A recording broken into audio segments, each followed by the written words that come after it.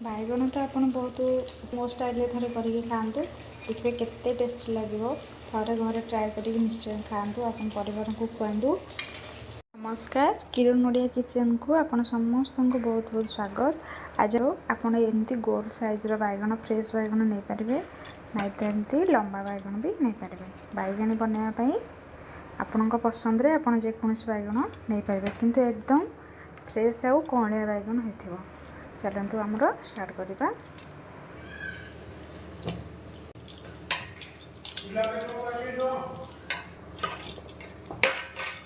बैगन को भलसे धोईदबा।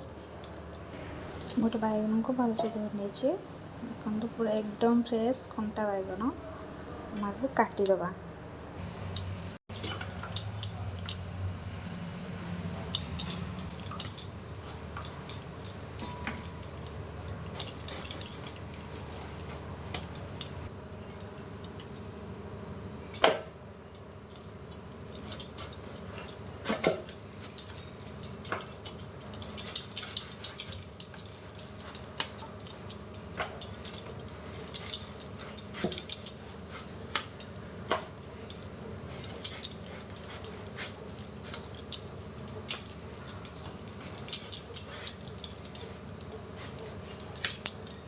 दीटा बड़ साइज्र बैगन काटिकी आपण हिसाब से बैगन ने। ये आम हल्दी पाउडर टे लुण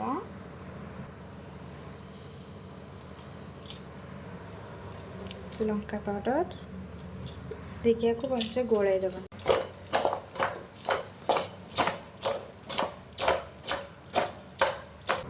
या आम एमती गोलाई देकी किसी समय आम घोड़े रखीदबा। आपण जो हिसाब रे बैगन नेबे से हिसाब रे बैटर प्रस्तुत करने आपण बेसन नेबे। मुझे गोटे गिना बेसन नहीं आपण जी बैगन यूज करेंगे से अनुसार आपण बेसन नेबे। ये आम टे लुण दबा टे हल्दी दबा चिल्ली पाउडर टे दबा अल्प चुटकी टिके खाइबा सोडा दबा। ये आम अल्प अल्प पानी देकी बैटर करवा ना बेसी पतला करेंगे ना बेसी बहला करेंगे।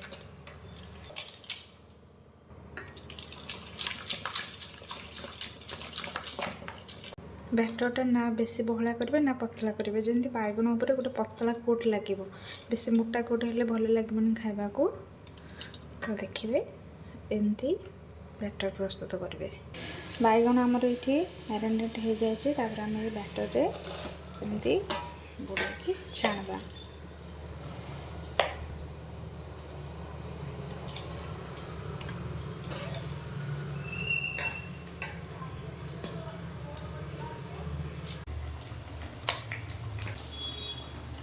एमती आम बैगन गुड़ाक बुड़े बेसन में छाणीदे। गोटे गोटे फ्राए हो गला आम आ गोटे गोटे को एमती लेउटाईदे।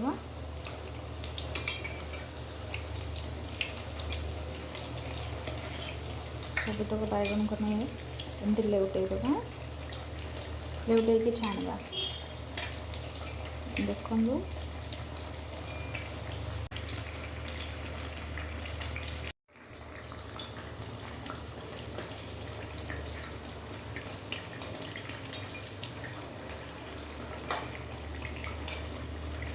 बैगन आमर हो गला आम एथर छाणीदे।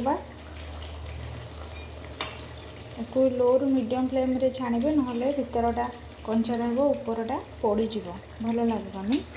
हम बैगन को छाणीदबा।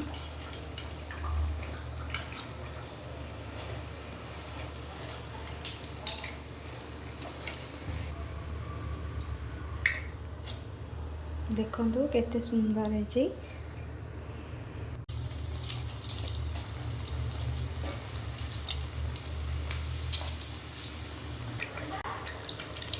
यही भाव आम सब बैगन गुड़ी को छाणी नवा।